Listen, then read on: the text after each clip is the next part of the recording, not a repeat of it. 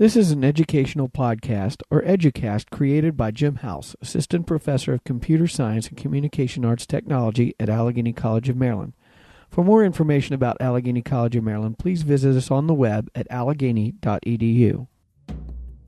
The term file was used for filing cabinets and collections of papers long before it became part of the personal computer lexicon. Today, a computer file, or simply a file, is defined as a named collection of data that exists on a storage medium such as a disk, CD, DVD, or tape. A file can contain a group of records, a document, a photo, music, a video, an email message, or a computer program. Computer files have several characteristics, such as a name, format, location, size, and date.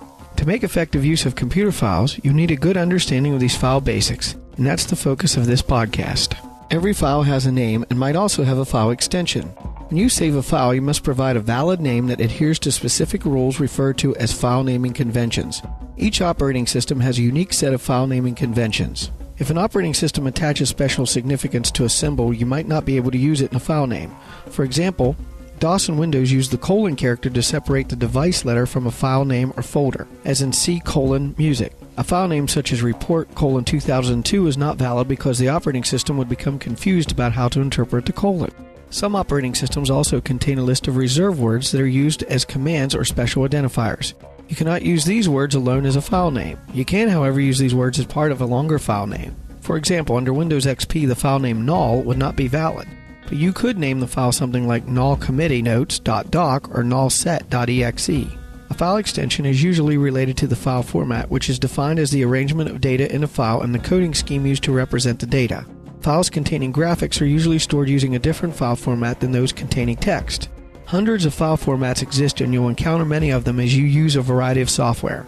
Most software programs have what's called a native file format for storing files. For example, Microsoft Word files in .doc format, whereas Adobe Illustrator stores graphic files as .ai format. When using a software application such as Microsoft Word to open a file, the program displays any files that have the file extension of its native file format. An operating system maintains a list of files called a directory. For each storage disk, tape, CD, or DVD, the main directory of the disk is referred to as the root directory. On a PC, the root directory is identified by the device letter followed by a backslash. For example, the root directory of the hard disk drive would be C:\\.